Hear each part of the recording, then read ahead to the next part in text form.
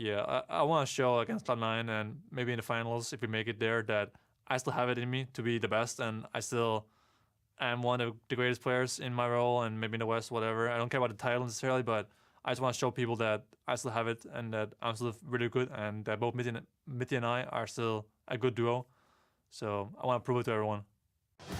In Game 3, I think he definitely did a huge performance on Still Swing. got it. He definitely has still got it. Checked.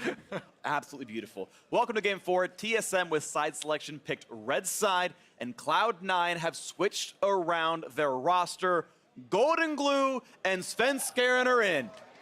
It's a bold move, but you like they said on the desk, if you're gonna run this 7-man roster, you're already down 2 games. It's the time you have to do it. But I just think there's an incredible amount of pressure on Golden Glue in particular. Yeah. First LCS playoff game, elimination match against Bjergsen and TSM, the team with that you have looked up to very likely as a mid laner, the team that has had the most success in North America. I think that is an incredibly tall task for this young player. At least for his sake, even Bjergsen himself has been outspoken about how good Golden Glue is in practice and in their 1v1s. He said it was one of his favorite mid laners to actually practice against because Golden Glue can push him so far. Yeah. So I have to see, though, the one thing with Golden Glue has always been, translation from scrims to stage or from academy to stage. And this year, why people have more confidence in Golden Glue is because he did make that transition with Svenskeren. Obviously, they had that extremely good game versus Team Liquid where they basically won it themselves. Yeah, and I would agree completely. Even in, I think, all of his losses, individually, he looked good on stage for Yes. Cloud9 this split, and that was the most telling thing for me. It wasn't just, oh, he had this one good game and then it got slammed. He was doing well on stage, and maybe they weren't getting the results, but a lot of pressure on these guys to step up, and we'll have to have a close eye on pick and ban and see what adjustments this allows them to make, because it's not necessarily just about the duo. It could be... Oh, there you go. He's got to plug in the monitor. Adjusting the cord. That's Jensen's problem. Oh, No wonder. Yeah, I wasn't even looking. Toxic. How good is Jensen? He plays out a monitor, and it looked that close. Yeah, What an incredible player. that's actually pretty insane. Well, Golden Glue, with his technical savvy, plugs it in and says, that's okay, I will play without the training weights on. He Jokes nodded aside, though, I definitely agree with Azale there. Yeah, I mean, it's going to be exciting. This is going to be the match to dictate really what's going to happen here at TSM on match point. They have made 10 finals. They have 6 titles. It's ridiculous how successful they have been. Cloud9 haven't won a championship in over 4 years. They've made it to finals. They've lost to TSM in 5 straight best of 5s. Like, it has been tough for C9 to get over that hurdle. And if Golden Glue and Svenskeren, the former TSM jungler, are the ones to do it, that is a story. It really is, and I've got to say, just personally, I want to see Licorice getting to play something other than Ornn. Yeah. Someday or him, whoever you think was the best, these guys were clearly the 2 best performing top laners in the league during the regular season. Licorice has shown he can play carries incredibly well, and to see Ornn, the whole time through, I think, would be disappointing to see who I believe, was their best player or one of their best players at the very least this split, relegated to tank duty for the entire series. Yeah, we'll see. Cloud9 said they have many styles that they can play as the new players on stage are setting up. We'll be in Champ Select in just a couple of minutes. And a lot of those play styles, though, that C9 was bringing out were very aggressive ones, right? They were bringing out champions that most teams didn't play, things like the Leona, things like the Quinn over in the bottom lane. Like, these are atypical, but it was Cloud9 style. And they said, well, but in these comps, Ornn fits. And if it worked, they'd be geniuses. Wow, look at this guy who can bring out Ornn 3 times, used to be carrying, and look, he's finding the engages. Of course, in this case, it did not, but to that point, I agree with you. I do want to see something new. Well, and my point is not that it's a bad pick. It's just that now that it has not worked, let's see something different. Sure. And I did think that the Ornn was, very useful for them, right? Agreed. They got a lot of good engages off of that. This time around, though, we'll have to see because TSM looking to finish it as quickly as possible. As you said, Freak, they want to return to their dominance of the North American LCS. They've been deposed for quite a while here, and this is supposed to be the year of their return. This would be, kind of the moment of truth for them. Can they make it to the finals and await their next opponent from Team Liquid and 100 Thieves? It is kind of crazy to think, though, like, these 2 teams have had very different splits. C9 obviously did start off very rough, but most people have them talking to pros, as the best team in the league. And most players will tell you that they are clearly the best team in the league. But yet, here is TSM coming off what looks like a fairly shaky quarterfinals. Most people are predicting heavily in C9's favor, and it is TSM once again, one game away from the finals. Yep. You know, looking to, as Sven put it, make everyone forget about spring, right? You get to that finals, you get back to that TSM form. Well, that's just a blip on the radar then. That's just a mistake in the past. Yeah, TSM definitely on the upswing here. A single game away from a trip back to the finals. For now, we do have a delay on stage, so we're going to toss it down to the State Farm analyst desk to set up this game a bit more. Thank you very much, Freak. With two players swapping onto the stage, need a little bit of extra time to make sure the tech is all working properly for these guys. But if anything, this is adding to the pressure that's building for these two players who are about to need to put back-to-back wins together to take down TSM. Yeah, and watching Golden Glue's body language when he's on stage with Sven Skaren, they actually came in looking pretty relaxed. I mean, we know Golden Glue was actually on stage yesterday winning the Academy Championship, but just to put in context how important this game is, Golden Glue, his first game was in 2014. He subbed in for Scar on Team Dignitas.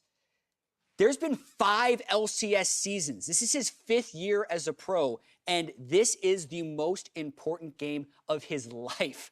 Up against Bjergsen, down 2-1 in the semifinals. It's just insane. And that's the scary part, is that, like, the thing that people always said about Golden Glue that held him back was just his ability to translate his success in scrims to stage, and it always was some kind of nerves or mental block that people were concerned about for him. And then this was the season, this split is when he finally started breaking through, and you saw him have good performances in the LCS finally, and then he smashed Academy Finals last night where he was actually the MVP of the series. And that's all great, but like you said, that pressure at the Academy Finals, I think they cared to win. His mom was there to support him, everything. But I don't think it compares at all to this game, because this has so much riding on not just the rivalry, but like Jad was saying, the personal success. The good thing for him, I guess, is that no one's really expecting, you know, some crazy turnaround. You know, Golden Glue like coming out and just smurfing on Bjergsen and turning the series around. So he is kind of in like a more low-pressure environment than he was, than it would be if he's like the starter, right? And he's the one who's supposed to like carry the series. So it would be like a fantasy storyline for him with these 3, you know, or like 2 young players to be able to turn this around. And That's interesting. You think he would be under more pressure if he was the starter in the best of 5 than if they lose this game, they are out of contention for finals? Yeah, because it already showed that, you know, Jensen and Blabber, I guess, as well, they couldn't get the job done. So, I mean, if you're like a fan, obviously you think Jensen is better than Golden Glue, right? It is. It's an interesting take, because I think, you know, to Jad's point, a lot of us were coming in today saying that, hey, if you start the guys saying, look, there's a game to give or whatever, and we can always, then there isn't as much pressure. But to your point, yeah, well, no one else is getting the job done. So here we are, nothing to lose kind of a situation. Just go out there, play your heart out, man. Try and make some plays. And if it goes poorly, it's not going any more poorly than it already was for us. Yeah. And his mom was, you saw, in attendance again to this. This is quite the weekend for Golden Glue. Like, big weekend for the family. Yeah, Academy Finals in his first playoff game. There she is. Woo!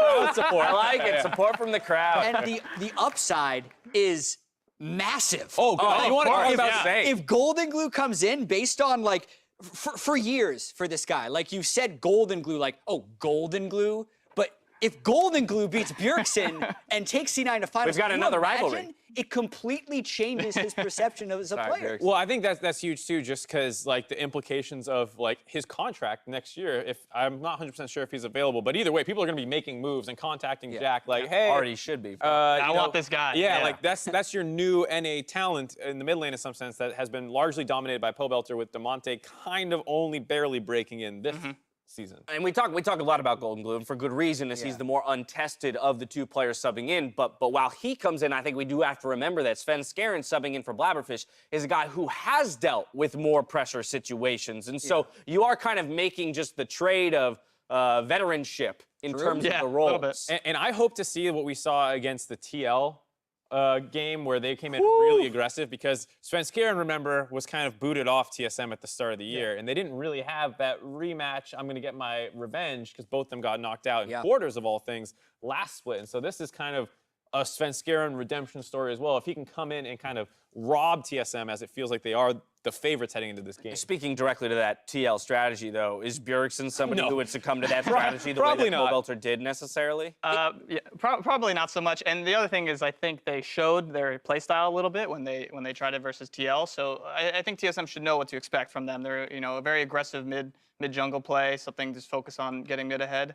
And Bjergsen's a smart player, and he's hard to gank, so I think it'd be tough. It is a little bit interesting that you have Jensen, who's the Zilean Galio player, and then you bring in Golden Glue Svenskeren for like the lane dominant play. It's just not what you think when you think of the two players. But regardless of all the stuff we talk about with C9, TSM is the team that has C9 on the ropes right now. Like, they're up 2-1 as the underdogs in the series, one game to push them into finals. They are technically in the driver's seat still. There it is. That's enough of the setup we need as the teams are in the lobby and ready to head into Champion Select. We're going to toss it back out to the battle arena for the call. Thank you very much, Dash. Welcome to Champion Select for game number 4. This could be the last one of the series, and it could evict Cloud9 from their chance at the finals. TSM pick red side, and C9 are going back to their routine of jungle bans. Olaf, Trundle, and Sejuani were the bans they put in. Both times they were blue side. This time, they changed it around. For the first time, Mithy will not get Shen in this Champion Select. TSM will see if they change anything up, as they will not let the first pick Braum come in either. Shen Tom Kench or another jungler are the options here. Tom Kench has been banned against Mithy, and that's why he was playing so much Shen, but that one will be left up this time. Pretty interesting as well to see Kindred still staying on that ban list for TSM, even with the swap over to Svenskeren, who obviously can play it, but not necessarily his focus, or at least it hasn't been on the LCS stage. All right, one final ban for TSM, and we'll see what comes through, as they are going to get rid of Gangplank. Champion, they got to play themselves on Hanser's side, and wondering if Licorice has any other carries he wants to play for himself.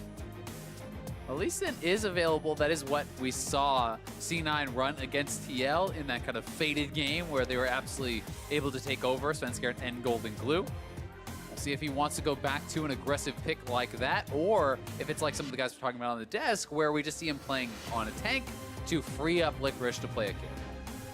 Varus for Sneaky, the one champion they have won with so far this series. TSM still have that Kai'Sa or Swen if they want it. Kobe, you mentioned Tom Kench. That's going to be pretty conveniently grabbed up here, both for saving individual targets like Sven or Bjergsen, but also for the map mobility later on. Yeah, Tom Kench is so good for denying enemy split push. Using the Abyssal Voyage to pick people off in the side lanes. One thing with the Ornn that we have seen over and over for Cloud9 is Licorice actually pushing in the side lanes and getting collapsed on by Sven or other people from TSM coming to join Hanser and kill him off on one of the tanks. Now there's an Abyssal Voyage to make that a bit quicker. And now it's a rise for Bjergsen and the hover for C9 to find something more lane dominant. First, Lee Sin was the last thing Svenskeren played on the LCS stage when they completely slaughtered Team Liquid through mid and jungle pressure. And I'd say it's his best champion historically. When you think of his highest highs, it often has been on this champion. You think back to 2016 Worlds, him absolutely crushing on the pick. Would be a bit surprising to see them swapping in Golden Glue just to run the Zilean again. Yeah, I mean, Zeyzal can definitely run the Zilean as well, so that could be a support Zilean, but it would be an interesting twist if they had that one as mid lane.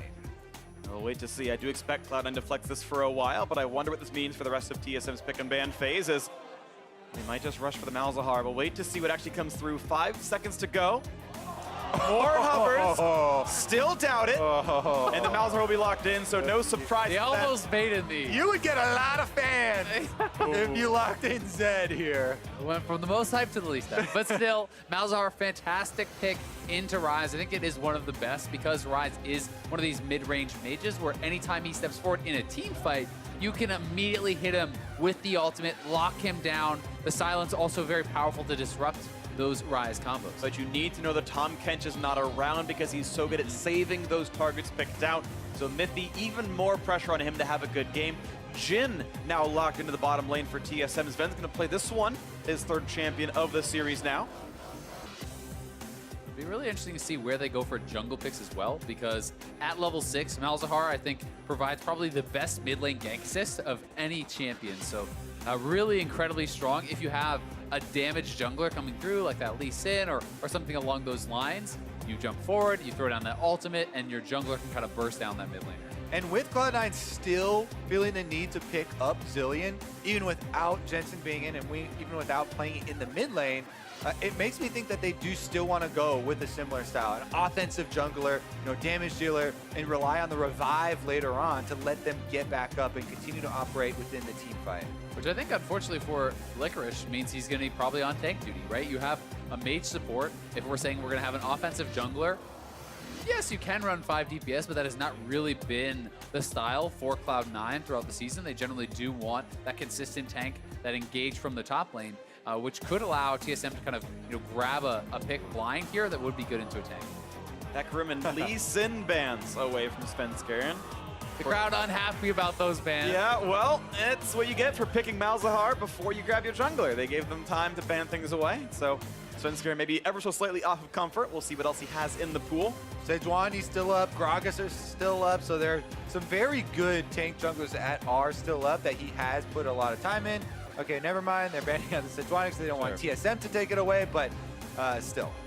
Does have Evelyn as well, as a pick he has shown in Academy, I do believe. There's Graves. There are some offensive picks if he wants to go that route. Yeah, plenty. So one thing he did say in our interview with Svenskeren and Golden Glue afterwards was that he has turned more into, he termed it solo queue jungler, solo queue warrior, just going with these offensive junglers, looking for lots of kills since his transition to the Academy. And he's just been looking for, the more risky, high damage plays. So that's why we really think he's going to go with something more damage oriented. And the Graves would make sense. It's a good matchup early into that Trundle. I also think when you see a Trundle on the other team, you often don't want to play a solo tank into Trundle. It makes it too easy in the team fights to ult that person out, to focus that person down. So there's higher potential for C9 to go for a full damage comp, but if you really feel you need the engage here from the Orin, back to tank duty. Horns coming in. Yeah, could be 4 in a row here for Licorice, just on tank duty because the comp suits it there. Yep. And it will be the same champion 4 games in a row. Cloud9 must win this one. And there is a tremendous amount of teamfight damage this time in C9. It's not just dependent on, on Sneaky and a Camille burst. You have Malzahar, you have double marksman. That is a ton of damage. You don't need to bring damage from the top side. More damage means more kills, Azale. That's true. Get him down quicker. Maybe a new look now for Hans, though. He played Sion in the matchup both times before, or I should say twice before, but now Gnar coming through. TSM should have a fair bit of lane control around topside now with this pick. And because they have the Tahm Kench, because they have the Rise, they have so much mobility here, and they can rely on that split push threat. I think especially in Korea, we have seen very, very successful 1-3-1s with Nars and Rise, and especially with the Tahm Kench here, this should be a very, very good setup for TSM to split the map. Definitely think it is powerful split push, but at the same time, C9 have some very good hard engage. Not only the Orin, but speed up a Malzahar, flash him in, catch someone with that ultimate. The Varus ultimate is available as well, so they do have their own forms of engage if they are forced to go for that 5v4 situation where Gnar is splitting. Here we go. This could be the last game of the series. TSM can close it out right here, the 3-1 scoreline. Otherwise, the subs of Golden Glue and Svenskeren in for Cloud9 if they can make the comeback happen. Keep in mind, for many of these players, it is a fresh look for them. This is only the second playoff series that Licorice has ever played in the LCS. Zazel's very first, Golden Glue's first single game in the LCS playoffs. It's Grig's first series as well, but he's so far been pretty outstanding for TSM on a squad of otherwise heavy veterans. Stepping up on the day, all that matters. Cloud9 had a better regular season. TSM having the better day. Looking to make their way to their 11th NALCS final. Cloud9 hoping to answer back and tie us up. Bring us to game 5. We'll see if this can happen. On to Summoner's Rift we go. Something pretty exciting already to point out. Predator Malzahar. This is about playmaking. This is about pushing out your lane, getting to the side lanes, looking for picks, constantly being that source of engagement. So we'll see if Golden Glue is going to be able to perform there.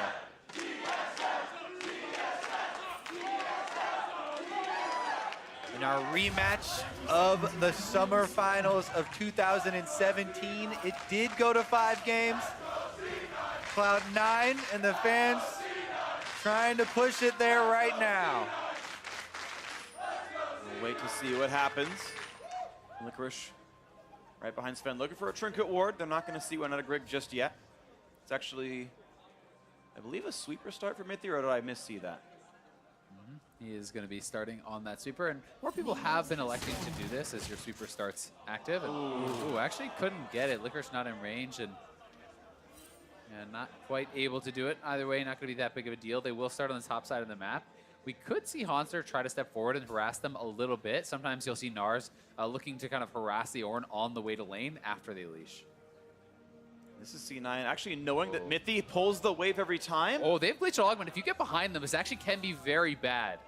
Yeah. Mithy doesn't want to show himself now, but C9 actually not he can't looking go to for it face now. check him. Minion wave is here. It's pretty dangerous. He's still in there, though. Yep. Now Tom Kench can throw it a Q. And that's some decent damage towards Sneaky. We'll see right now, actually, Minions are slightly better on the TSM side now. They can get the push, and they can force C9 back this time around. Grig going buff to buff. No, buff to bottom scuttle. Jensen believes in the boys.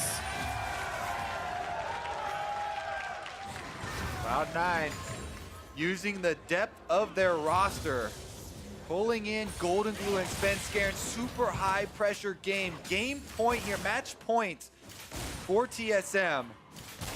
They have to turn it around. In the bottom side, we already have Grig going for the invade through Tribe Rush.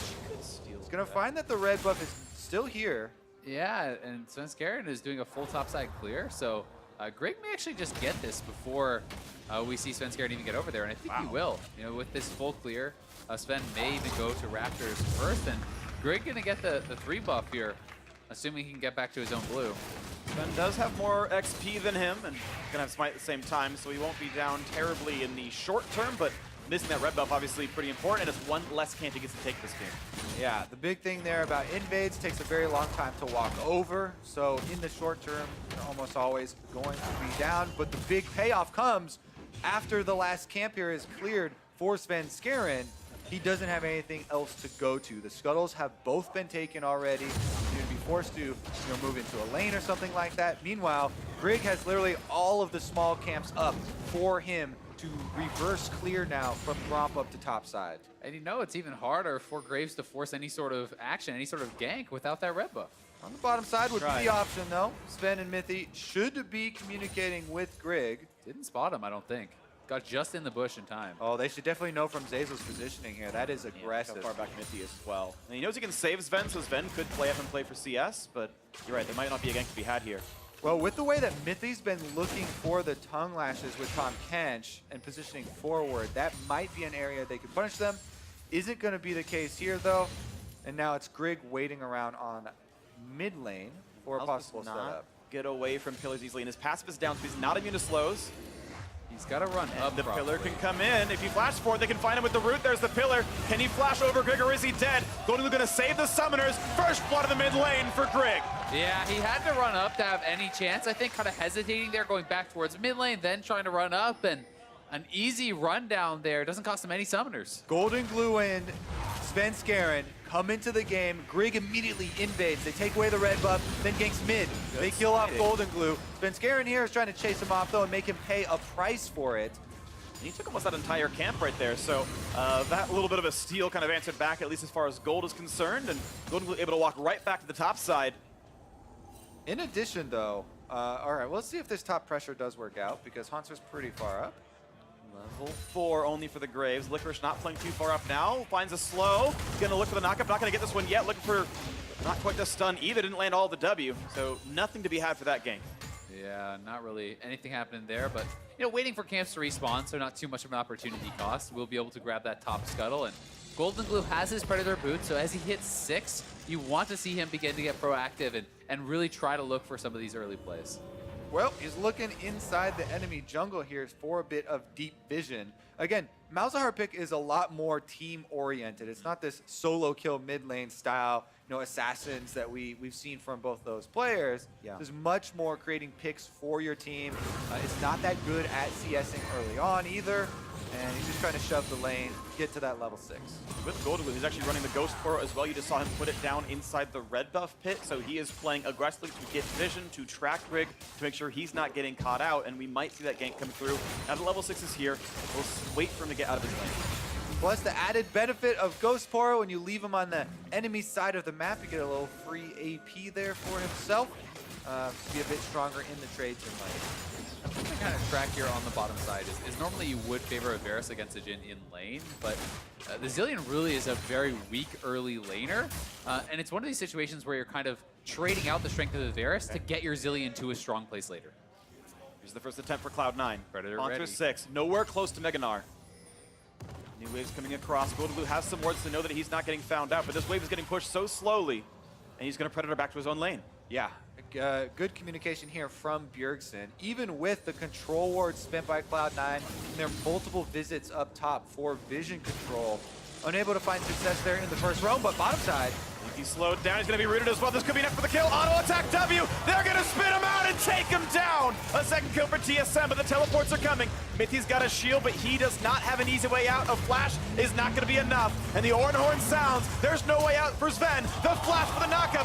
Is it enough to chase him down? It is. 2 kills traded in the bottom lane. And what a beautiful TP there from Licorice. So much faster on the TP than Haunter was. Turns it around, gets him 2 kills. Yeah, so actually all of the Golden Glue moves up to top side that made Haunter play so carefully and far back in lane gave Licorice room to teleport out of top side and create a play for Cloud9 in the bottom side of the map. Here's another look at it. TSM, and it's a pretty good play here by Mithy to start this one out. He goes straight for Sneaky once again. Even with the speed up there from Zilean, he landed the tongue lash for the slow, spits him out immediately for the extra auto and the kill. Yeah, and with that Glacial Augment slowing him down, the TP is canceled there by Haunter. And also in that, Sven flashed up to the river, but then walked back through lane. So he didn't have flash for this afterwards, and Licorice was able to get the second kill for himself. Yeah, Nosy made a mistake there. Definitely would like to have that one back, but still, TSM's bottom lane doing very well in the 2v2, able to get that kill for himself. Yeah, really substantial farm for them, plus 13 right now. Sven gets his first red buff of the game. And it's really going to come down to me how effective the Zilean is in the team fights. And was this lane really worth it? Because Zilean really is not a strong laner, but that ultimate post 6 can be very, very powerful. And you have to kind of wait and find out how effective can he be, because we know Tahm Kench is going to have a high baseline level of effectiveness. Nice kiting by Haunter. A little bit of extra damage down for Licorice as the blue gets handed off to Golden Glue, and Sven Skaren keeps his farm going. There's still a 400 gold lead for TSM. Farm going their way, in addition to the extra gold from First Blood here. Again, a fight for the bottom side. Zazel not rooted. Crucially does not land there for Sven. Yeah, Grig walked over this ward here on the way to bottom side. So Cloud9 know that he's still here. Question mark being actually does go down for them. And they're going to see him on the way out. That opens up Sven to invade on the top side of the map and collect some more wards. And you can see TSM already starting to pay that Malzahar tax, something you always have to talk about. QSS early purchased here for Bjergsen, and more emphasis on playmaking again for Golden Glue. Grabs early Lucidity boots, that in combination with the Predator, you're going to have more of an opportunity to get out on that map, make those flash ultimate plays. This is now Haunter being forced to sacrifice more than a full wave of minions as Sven Skaren takes away some of the Krugs and spends time top lane. Meanwhile, TSM spend that amount of effort to go down towards the Mountain Drake. Top lane turned at half HP, Mountain Drake going towards TSM. That's probably uncontestable. With how long Sven Skaren staying up here, they may well trade objectives. And I'd say, you know, getting that early turret if you can is certainly worth the trade of the Dragon. Yeah, for sure, with the first turret, bonus gold still on the map as well as an option for Cloud9, but it's difficult to wear through the entire turret in that small duration. Dragon's already been taken, and we see the recall here for Sven Skaren, so they won't fully take it. Could signify maybe misplays out of Cloud9. They get damage down, but they must revisit this lane. I don't expect Orin to knock this down by himself against Nod. No, definitely shouldn't be able to, but there has been a lot of pressure on the top side here for Haunter. You know, Golden Glue roaming up, then Skaren walking in, and you know, there is always the potential of Golden Glue simply roaming up to try to get that turret, even if you don't think that you can get the kill. If Haunter is aware that you're missing, just that added body certainly can be enough to threaten that. Watch those threats soon enough. Right now, there's no camps topside for Svensker to kill, so you expect him towards the bottom lane. In fact, he's in the tri-brush, waiting around to see if there's a play to be had. Golden Glue, waiting for his first ultimate. Still has that Predator available. Rush for the cooldown boots to get a shorter flash on top of that. A TP to join fights as needed, but so far has been stuck in the mid lane. And this could be a fight now in the mid lane. Not going to be rooted in place just yet, but now a re-engage towards the bottom side. Sneaky being shot up. Zazel trying to run for dear life. The slows into Sneaky. And where can Cloud9 go as Hanser TP's in? They will find the kill as Svenskeren kills his old teammate. But Sneaky is going to fall. Being resurrected, but still the re-engage. A huge ult out of Hanser. Looking for more as he looks to take down Golden Glue. Zazel gets the trade though, but it's still 2-4 to the bottom side. Both kills going to Mithy, not ideal. And Licorice did not join either of those fights. He's topside finishing off that turret. So in the end, Cloud9 will get the first turret bonus gold as they continue to push on bottom 2. Yeah, Svenskeren winning that fight against Bjergsen, and Golden Glue getting down to the bottom lane first. We're so big, but they're teaming now behind. Going for round number 2, down here's Drake's coming back as well. 4v2, Sven's out of mana, he cannot root a target, but Bjergsen can root someone himself. Gets some damage across a great pillar, and Svenskeren's gonna fall for this one. Another shut down to Mithy. That nicely done there from Bjergsen. He does go down, but he still had the TP remaining.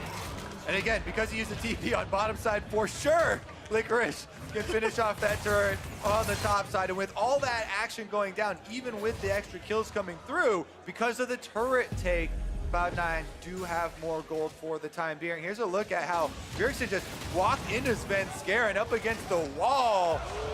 Even though he flashed away, Svenskeren gets to get the kill on his old teammate. That feels good. Who's the ward now, buddy? And down on the bottom side here, Cloud9 trying to get out. With Hanser behind him, Wolfu almost able to buy enough time for the Mega Arrow to expire, but it's a good ult from Hanser. Yeah, and the ultimate covers so much distance. Zazel, he flashed from the right side of the ultimate from Gnar into the left side of it, and you still get thrown into the wall and stunned up. Licorice gonna find a friend up on this side, and Svenskeren's right behind him. The sun's gonna land, a good hop though. Hanser could be safe, but here comes Call of the Forge God. They'll find the knockup, but Rig is right behind, so nothing to be had here. Even the Tom Kenschel.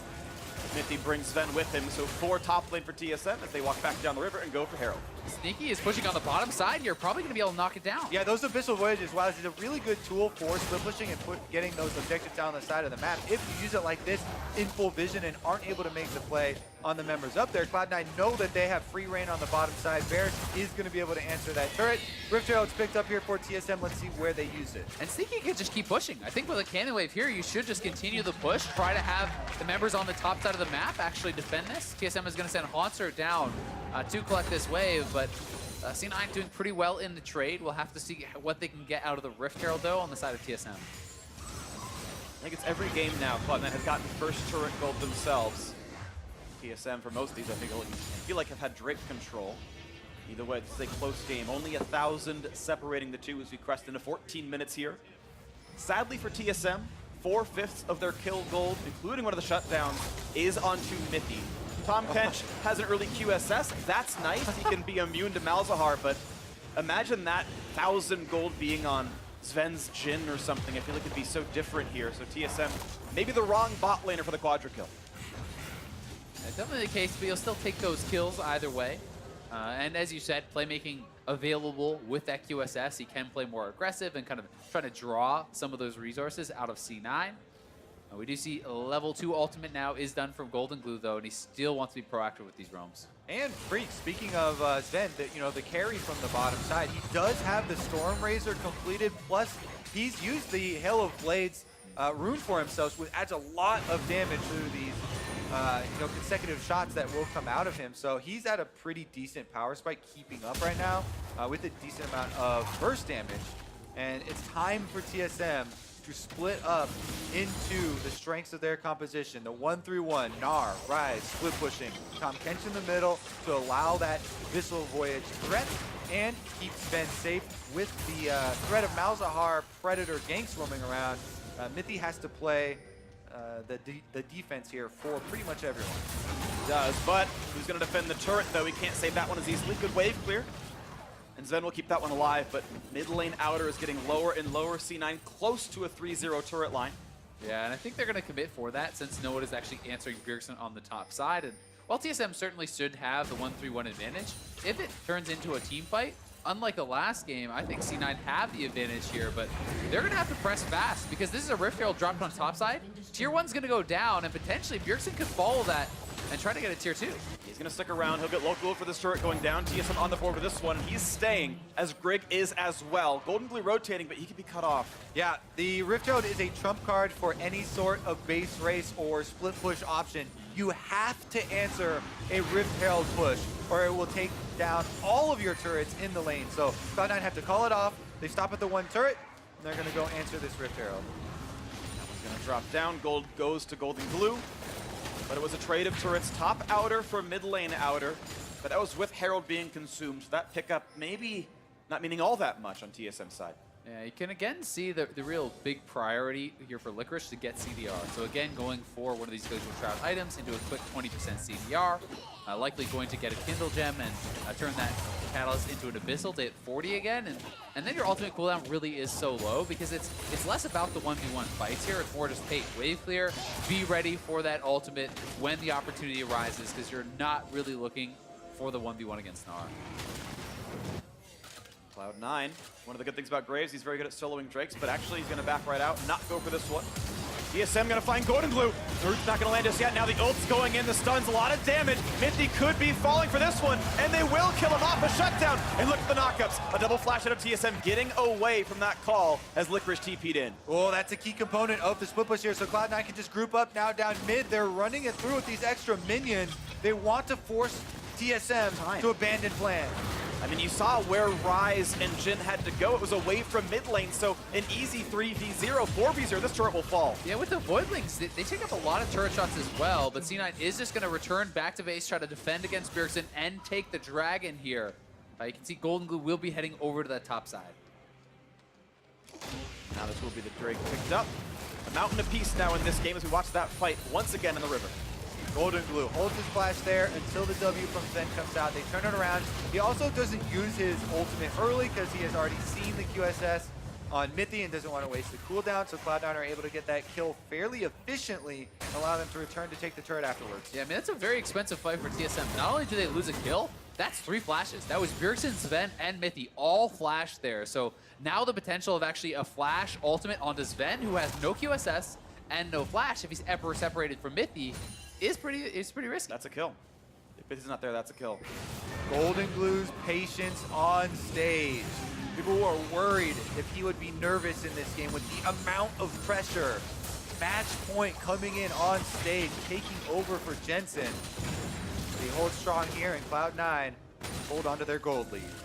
So far, holding his own, looking pretty impressive, I think, with all of the stakes in this game. Yeah, it's actually insane right here. This is the kind of game that you sort of dream you come in for.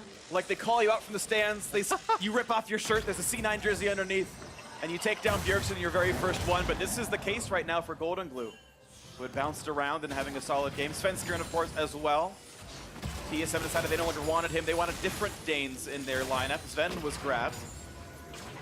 And even Svenskeren himself was benched off of Cloud9 only to come back in when they need him most. And he's having probably the best game on the team right now, 2-1-1 on the Graves.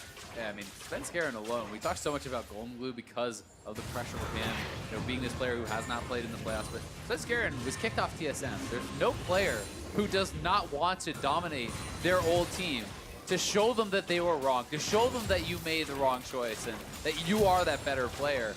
And he's having a good game here. Yeah.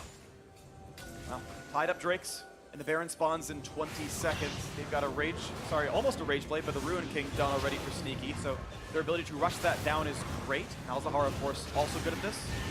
The way to see is Blue Buff's going over to him. And we watch around the various sides of the map. Hans is pushing in the bottom lane, slowly chipping down that turret. And Licorice, with no wards to his name, doesn't know if he can fight for this. Little does he know he could have, but the threat of a gank was great enough that he's just giving away farm here in Hanser. Not long until he knocks down this turret.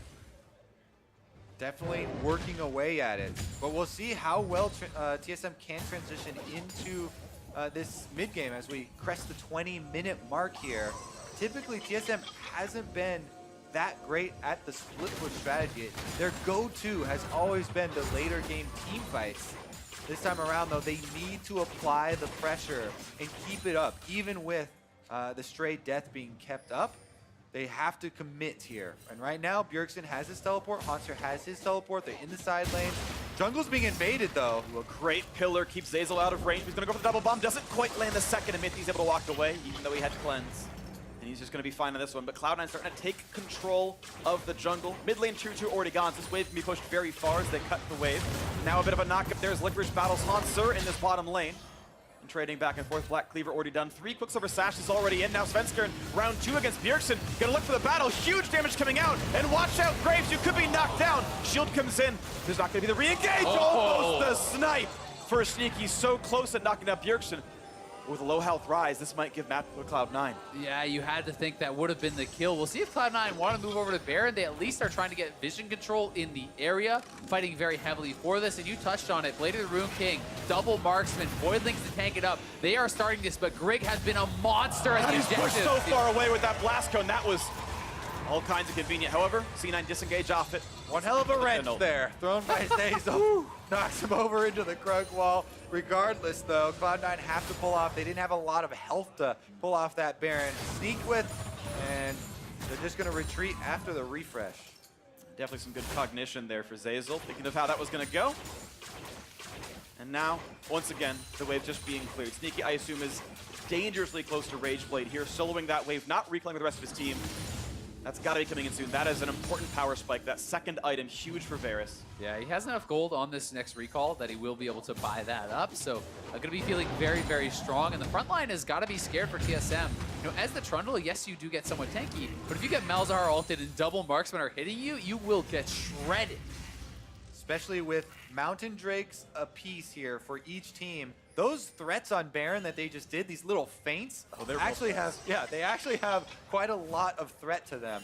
So you can see TSM not hesitating to open up with the Jhin ultimate and use everything at their disposal to try and check the Baron.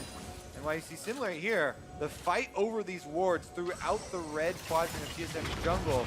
Oh, they found the ult. And it's a quick save. Mithy's able to walk away, no problem. More autos coming in. But yeah, Mithy was there, keeping Sven safe. No summoners lost, but now an ulti missing for Sneaky. Bot lane finally success as Hansur knocks down the outer turret there. 2-4 in turrets in the gold, 1,400 apart. And TSM, they're sticking to the plan. Rise on top side. Gnar finally gets the turret down bottom. Cloud9 might get a little antsy as the pressure continues to mount. Gold Blue cleans up the wave. That Rise pushed in.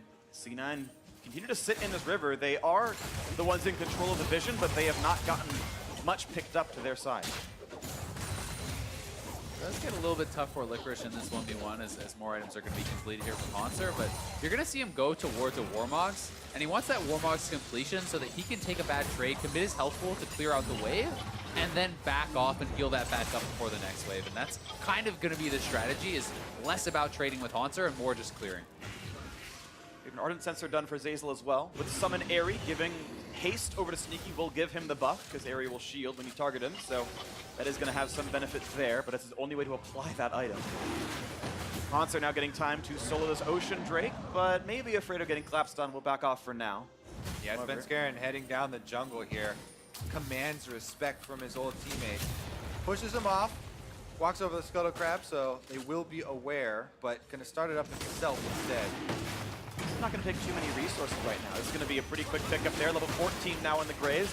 Extra levels given to him by Zeyzal. And he's got a 2-level lead over Grig for any impending smite fight. Yeah, and it's going to be really a very big source of damage here. On this Graves, he has the Black Cleaver. He can have that shred for Sneaky as well. When these guys get some room in a team fight to work with, it will be so big. Now, that being said, I think TSM just never really wants to give them the team fight. The way that Hansur is building the width they're playing out this game, it is so much depending on the fact that they avoid those fights. And if you ever make a mistake, C9 can go straight to that Baron. Looks like C9 is playing right now that they pulled Ornn up to the mid lane. They're giving time for Hansur to push, which might mean this is the window they're trying to take. You have to constantly also do QSS checks in games like this, where the pick is so important. Gnar has one, Rise has one, Tahm Kench has one, plus whoever is close to Tahm Kench also basically has one. So you have to be very, very careful, or at least plan for layering your CC after the QSSs are used. It's going to be C9 flinching. They recalled Licorice. There's actually a ward, as Azael points out, inside the pit that TSM snuck in, so they know they're not afraid of anything here. Cloud9 pushing the top lane. Haunter pushing in the bottom, though, still getting those chips of turret damage. No one stopping. And it's not even like it's a hidden ward, so there's no worry at all in the world for TSM. That pink ward's just sitting in the pit. C9 do need to clear that out. Even if they don't want to go for the Baron yet, you want TSM to be sweating that you could be going for it. Making them try to step forward and actually check into you can give you an opportunity for a pick. Monster just growing his lead. His 2 completed offensive items, of course, been there for a while, but Black Cleaver and Ruin King, pretty solid for this. The Warmogs you mentioned earlier is done for Licorice, so yes, he can trade his health pool for pushing. And we'll have to see if Haunter wants to go into something like a Rage Blade and pure split push style, or if he's going to go back for something that's a little bit more middle of the road, like a GA that can allow you to at least have that one punch in a team fight and try to go for a big combo. Cloud9 had not been back to Baron Pit for a while. Now they'll see the control where their Haunter going offensive, though. Cloud jumps in. Look at that damage up with Licorice below 1,000. This could be the dive. Was he flashed for the auto attack? Just the boomerang. And Haunter taking so much damage, though, actually. It'll be Licorice coming in ahead of that trade. Now it's time for that Warmogs to kick in. Licorice calls for the reset. Never have I heard cheers for Warmog regeneration before. That's the Cloud9 fans. We've got biased audiences here. Woo! And a move actually gets the ult out of Bjergsen. That's going to be on cooldown for a little while. Little tiny advantages being clawed in by C9 here. Hoping they can find some opening as they knock down the vision again. And they did clear out that pink ward in the pit, I do believe, so Scared and Ask to be careful, but TSM now doesn't know exactly where the members are. You can see Licorice is rotating over to the rest of the team.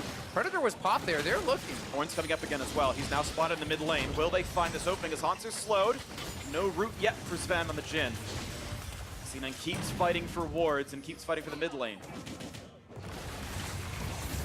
Grouped up might be the kind of fight they want. A knock up on a Haunter. Is this the target? Down to 1,000. And the ult's coming across. QS has already burned. And they've found Trundle. And Haunter's already dead. It's 1-0. The ult's coming across. Greg getting low, and Bjergsen gets found out. But Sven Skaren's going to work to be revived. And the Giant knocked him in the back line. The bomb's not fighting stuns just yet. TSM still on the run. Can they snipe Mithy? And they will. 2-0 Cloud9. Jhin opens back up. Bjergsen wants to chase. Ultimate's going to time out, but the Baron is available, and Cloud9 did not lose a member, so they can retreat over there to try and bait TSM once again. And not a single flash left for TSM. Very hard to get into pit here. 4 are up for C9. Greg is good with the smite finger, but how can he even get into the pit? It's all fog of war, and there's no blast cone. He must walk all the way around the corner, and he's simply going to fight his own red buff. Zeyzal will zone him out to walk by the only route he could take. An uncontested Baron goes over to Cloud9. And what a story this is shaping up to be. Cloud9 at match point. Golden Glue and Sven Skaren subbing him, but it is Licorice who really started this fight off well.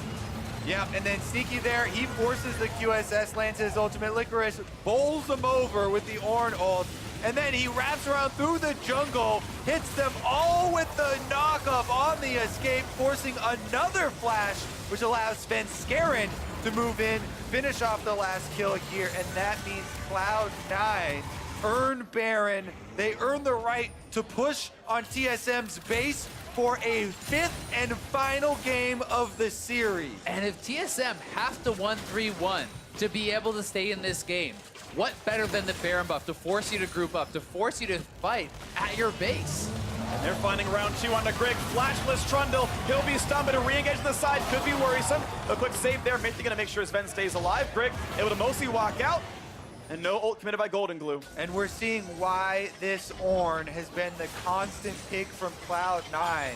Licorice over and over, getting these engages, finding picks for the team, playing on the front line, and now they're knocking at TSM's door. I think Golden Glue might have thought that Mithy was behind Greg there, because Greg has no QSS, was very low, and the ultimate was available for Malz. I think that could have been a kill, but unsure where the TSM members were.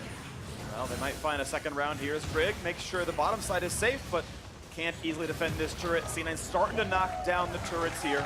They picked up Baron. That's turret number 1. They've got a lot more to go. We've yet to see major comebacks in this series, but they are still a possibility, of course. Cloud9's gold lead certainly not insurmountable yet. We knew this series was going to be no easy task, and Cloud9 looking to push one more right here Baron buff, 1 minute and 30 seconds left. That is 3 more minion waves to spawn. And TSM trying to defend at their openings here. Licorice looks to be the point man. They're moving in on the turret now. This could be a lot of damage. Look how fast it gets evaporated as too much of TSM on the other side of the map. Sven dropped low, grabbed by Mithy. He can get out of this one, but it will be the inhibitor going down with no Jhin left to fight. Minions still on the top side means they can keep sieging in the top lane as well, and this will be the second turret falling inside the base. Now that Sven has health, does TSM fight? That answer is no. They're going to give up their second inhibitor, and Cloud9 will take the easy reset if they want it, with a minute still left on Baron. Yeah, and so much gold here on the team to actually buy. A good 6,000, 7,000 gold for them to actually spend up on that recall. They even have that wave prepped on bot side, but Bjergsen is rushing down there to kill that off before they can actually, join up with it. Well, Licorice actually going to TP to the wave to try to keep it alive here. Double TP, wow. Good clearing, though. Bjergsen managed to get rid of most of that, so they will have to wait for the next wave. That was, I think, a nice attempt, but Tier 2 will not fall for a while, and in fact, it will likely not die during the Baron buff. Pretty expensive attempt, to be honest with you, to try to keep that minion wave alive. 2 TPs committed. Well, Cloud9 are going to be able to push down at least this outer turret with the Baron buff. 13 seconds left on this one. Super minions flooding into the TSM base through topside and mid lane now. Even without the Baron buff, there will be extra pressure on TSM to create some sort of play here for themselves. Their backs against the wall. Licorice actually moving in towards the mid side, either for a flanking ultimate or simply to push in towards the base and split TSM up further. Gonna have the option of retreating for the Mountain Drake, but they would rather keep the siege going with the inhibitors being dead. They don't want to give time for TSM to farm. They can get those. Yeah, if they can get these minions inside the base, it will draw TSM to the Nexus turrets, allowing Golden Glue to push up the bottom side. You can see on your mini-map, Golden Glue still hovering in between the rest of the team and those minions on the bottom side, so he's going to try and usher them up now. Pushing in through mid quite a lot. Good damage on Hunter. Sneaky frontlining, very aggressive, but no one's slowing him out. Bjergsen on the left-hand side, the Root on the front. They might knock down a kill. No, it's a quick revive, but the first kill comes through. Frigg is already dead. 5v4 inside the base. Hope to make it to game 5. The Flash Hotzer only grabs one, but the flash forward, and Bjergsen gets a kill. The trade back, though. A huge knockup. Can they secure them? And Cloud9 will. A double kill for Sneaky. They're all falling now. TSM are routed. They're inside their base. The Nexus will fall. Bring out the Silver Screams. We're going to game 5.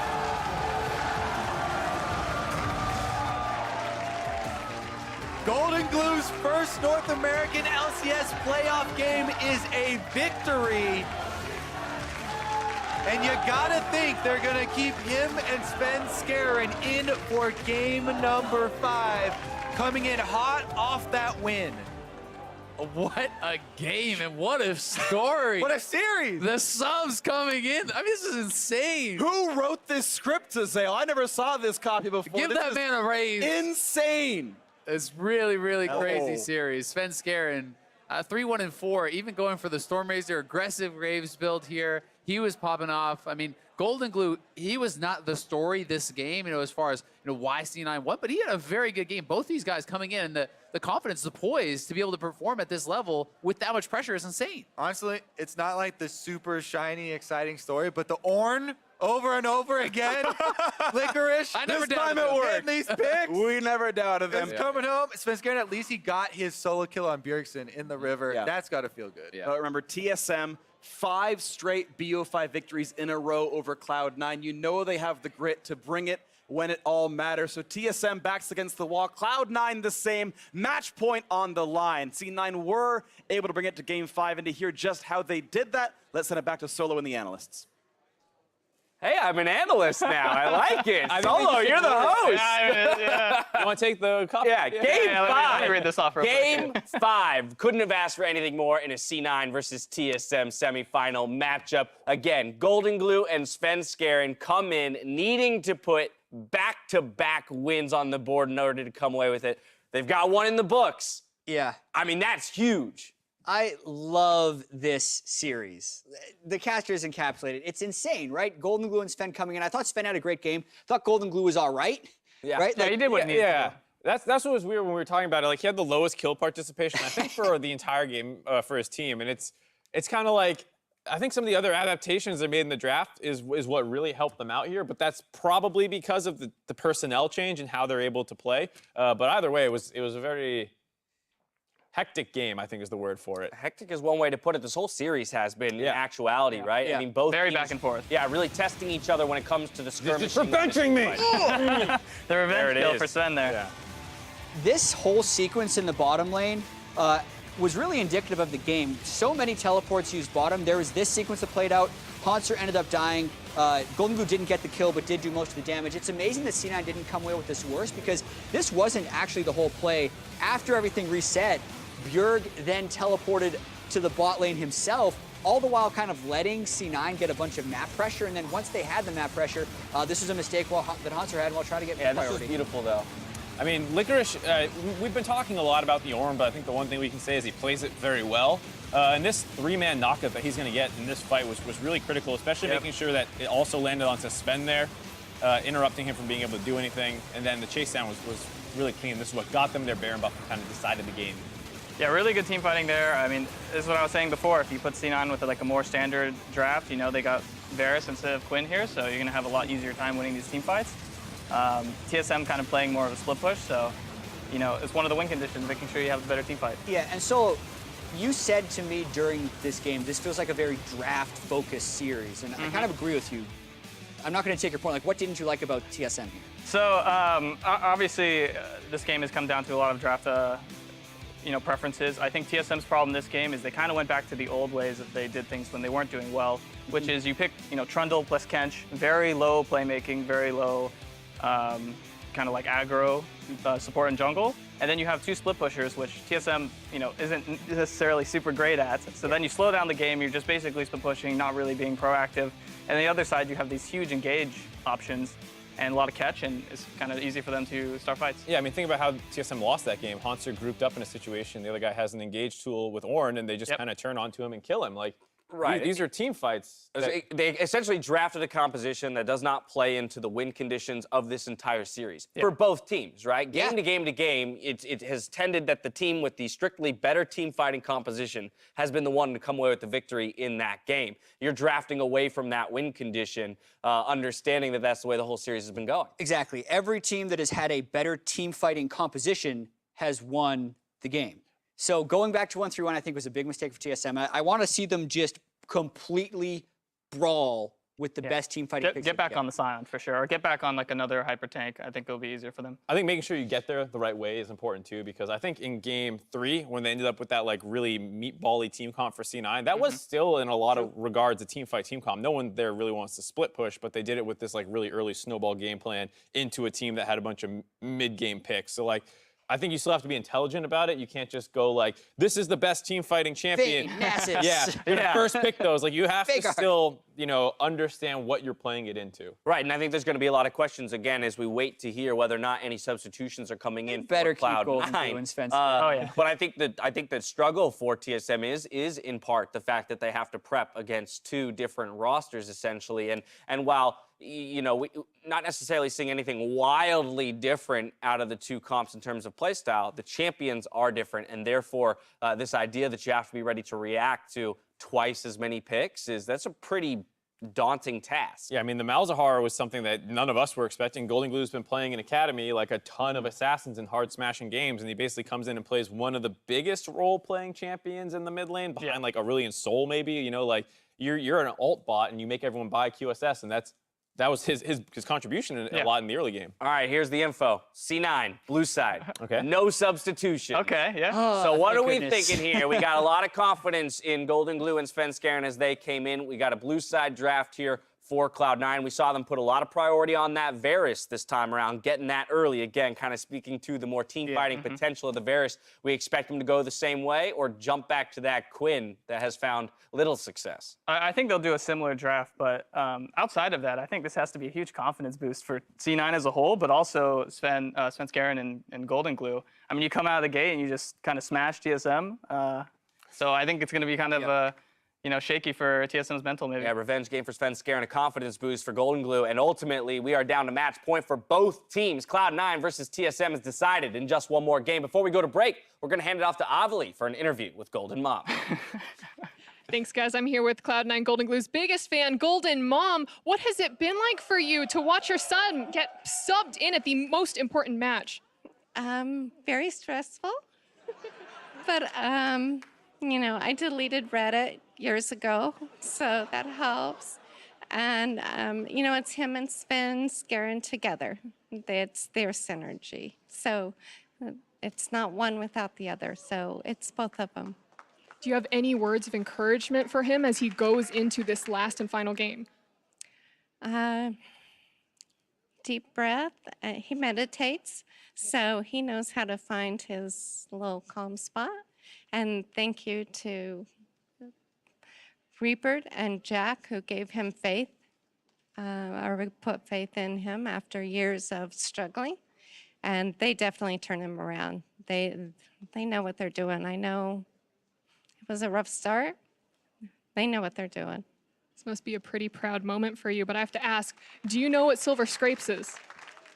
Silver Scrapes, no.